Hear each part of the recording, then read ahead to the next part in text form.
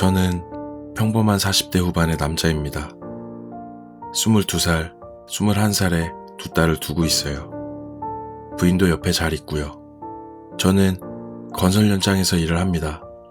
20년 정도 일을 했어요. 돈벌이도 좀 되고 제 딸들, 부인 걱정 없이 살게 했다고 생각합니다. 물론 지금도 일을 하고 있고요. 저희 집안은 아무 이상할 거 없는 평범하고 화목한 집안 정도였다고 생각을 했는데 딸에게 청천벽력 같은 소리를 들었습니다. 현장 일이 없어 집에서 쉬고 있었습니다. 부인과 첫째 딸, 저와 셋이 함께 집에서 쉬고 있었죠. 그때 둘째한테서 전화가 왔습니다. 자기 남자친구를 집에 데려올 거라고요. 참, 내가 내 딸 남자친구 얼굴을 다 보는구나 생각했습니다. 부인에게도 말을 하고 첫째한테도 이야기를 했고요. 저녁은 뭐 특별한 걸 준비하진 않았고 저희가 먹는 거에 고기를 굽기로 했습니다. 그렇게 저녁 시간 딸아이와 그 남자가 왔습니다. 보는 순간부터 기분이 좋진 않더라고요. 뭐 비슷한 또래의 남자애는 나이가 한 30살 정도 많아 보였습니다. 우선 인사를 하고 식탁에 앉아 밥을 먹으며 이야기를 했습니다. 그 남자애는 딸과 5살 차이 나고 25살.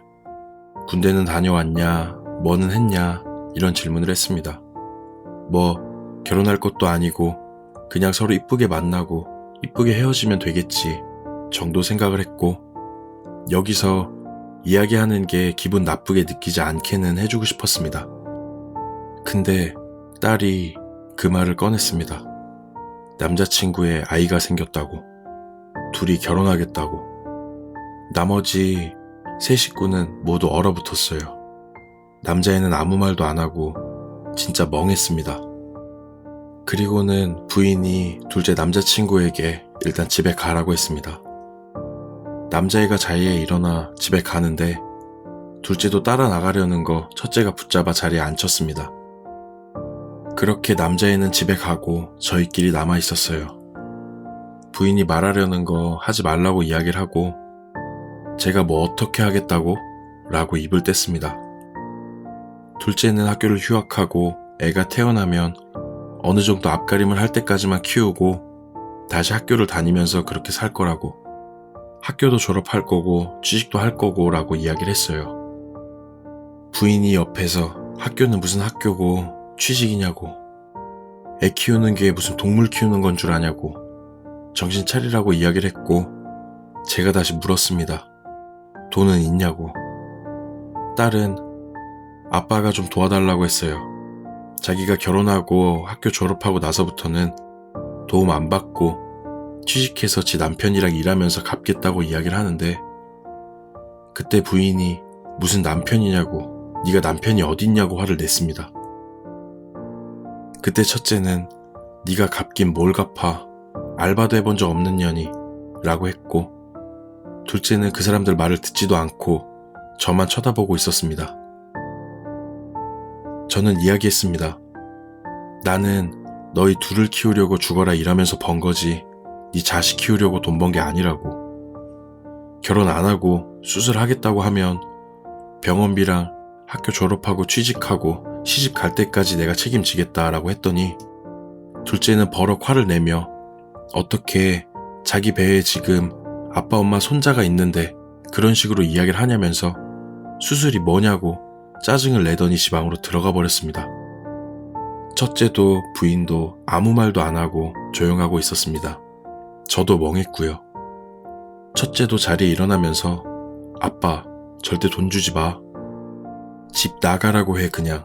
그러더니 집 안으로 들어가고 부인도 일어나서 그릇을 치우기 시작했습니다. 저도 일어나 거실 소파에 앉았어요. 5만 가지 생각이 들더라고요.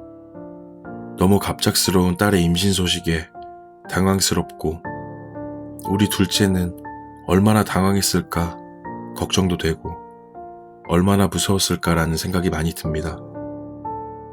그러면서 딸이 싫어지기도 해요. 물론 쉽게 지지해주긴 어려울 것 같습니다. 그러면서 밤잠도 못 자고 고민을 했습니다. 부인은 고민할 필요도 없다고, 애 인생 망칠 거냐고 이야기를 했는데 어떻게 이야기를 해야 될지 답답한 마음뿐이었습니다.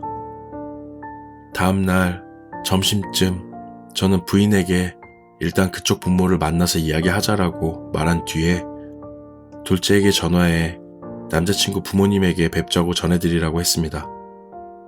그날 저녁 그 남자애가 저희 집에 찾아오더라고요. 그래서 마주 앉았습니다. 첫째도 있었고요. 거실에 앉아있는데 그 남자애는 자기 부모님에게 당장 말씀 못 드렸다고 하는 겁니다.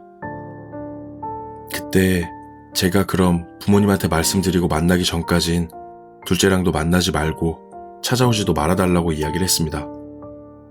그 말을 듣는데 정말 기분이 나쁘더라고요. 우리 딸은 쉬워서 집에 찾아와 이야기를 쉽게 했나? 라는 생각이 들었고요. 그렇게 남자애가 가고 둘째는 왜 그런 식으로 말하냐면서 무슨 사춘기 아이처럼 짜증을 내더니 지방으로 들어갔습니다. 그리고 첫째가 저에게 자기가 설득해보겠다고 너무 걱정하지 말라고 했습니다. 부인도 잠 못 자고 하는 제가 걱정되었는지 그렇게 이야기를 해줬고요. 그렇게 다음 날부터 일이 있던 저는 일을 하기 시작했습니다. 한 보름 정도 쉴 새 없이 새벽 6시에 일을 나가서 저녁까지 일을 합니다. 그렇게 일을 하면서도 웃음도 안 나고 힘든 것도 모르겠고 머릿속에, 가슴속에는 온통 둘째 생각뿐이었습니다. 근데 저의 충격적인 일이 거기서 끝이면 차라리 다행일지도 모르겠습니다. 일을 시작한 지 한 6일쯤 지났을 때인가 일이 끝이 나고 집에 도착해 주차장에 차를 대고 내리려고 하는 상황에 둘째한테 전화가 왔습니다. 엉엉 울면서 동네 술집에서 자기가 맞았다고 전화를 왔습니다. 저는 정말 너무 놀라서 차를 몰고 바로 경찰서로 갔습니다. 경찰서까지는 차로 5분 정도밖에 안 걸리는데 정말 1년처럼 느껴지고 운전대를 잡고 있는 손이 정말 덜덜 떨리더라고요. 그렇게 경찰서에 도착한 뒤에 엉망진창이 된 딸아이의 얼굴을 봤습니다. 그 아이는 혼자 있었고요. 무슨 일을 들어볼 정신도 없이 그냥 억장이 바로 무너져 버리더라고요.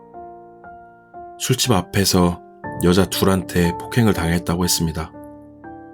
20살짜리 임신한 딸을 누가 이렇게. 화가 치밀어 오를 뿐만 아니라 정신이 혼미할 정도였습니다. 저는 이야기를 들었습니다. 그 남자친구라는 놈은 24살에 이미 혼인신고를 한 여자가 있고 2살짜리 딸도 있는 놈이고요. 제 딸을 때린 그 여자는 그 남자친구라는 놈의 부인과 부인의 친구였습니다. 다리에 힘이 다 풀려버리고 이게 무슨 일인가, 막장 드라마도 아니고 왜 나한테 이런 일이 벌어졌을까? 똑 부러진 내 딸이 왜 그런 애랑 엮여서 이런 수모를 당했을까?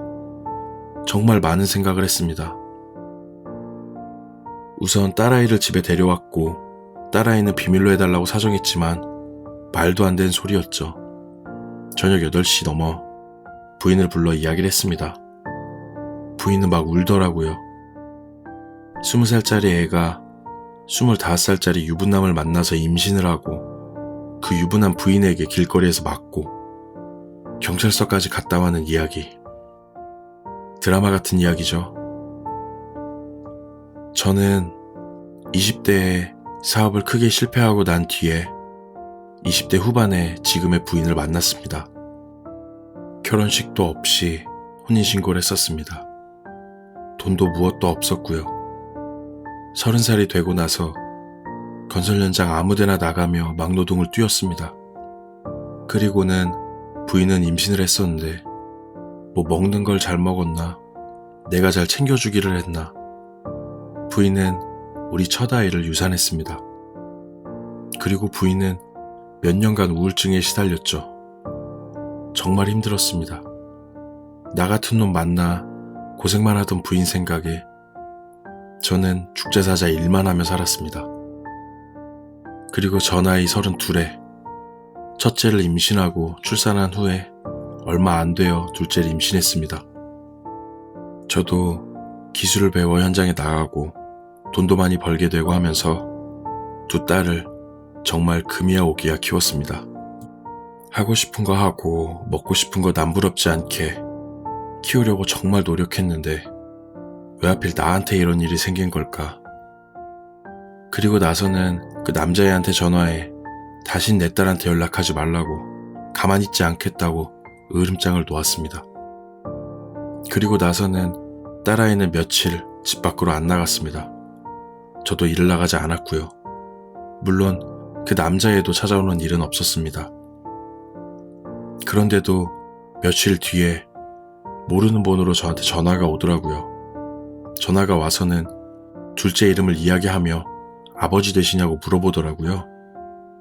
그 남자친구라는 놈의 부인이었습니다. 그리고 그 여자애는 상간녀 신고를 할 거다. 빨간 줄 가서 평생 얼굴을 못 들고 다니게 하겠다. 경찰에 신고한 거 취소하고 800만 원 주고 합의를 하자고 했습니다. 저는 부인한테도 이야기하지 않았고 첫째, 둘째한테도 이야기하지 않고 그 애한테 만나자고 했습니다. 딱 보는 순간 진짜 내 딸아이만한 어린 여자. 화를 낼 수도 없겠더라고요. 저는 밥을 먹자고 했는데 거절하길래 근처 카페로 내려가 커피를 시키고 미안하다고 이야기를 했습니다. 전화로 당당하던 그 아이는 우물쭈물 별소리 못하더라고요. 내가 그 남자애 다시 못 만나게 했다고. 만나게 되면 나에게 꼭 먼저 이야기 좀 해달라고. 하고 난 뒤에 혹시나 내 딸한테 연락하지 말아달라고, 찾아오지도 때리지도 말아달라고 하고 말한 800만 원을 줬습니다. 그리곤 집에 들어왔어요. 둘째랑 부인은 산부인과도 다녀왔고 이 커다란 풍파를 맞은 저희 집은 아직까지도 대화를 잘 못합니다. 저는 둘째 얼굴을 보는 게 왜인지 미안함도 들고 가슴도 아프고 밉기도 합니다.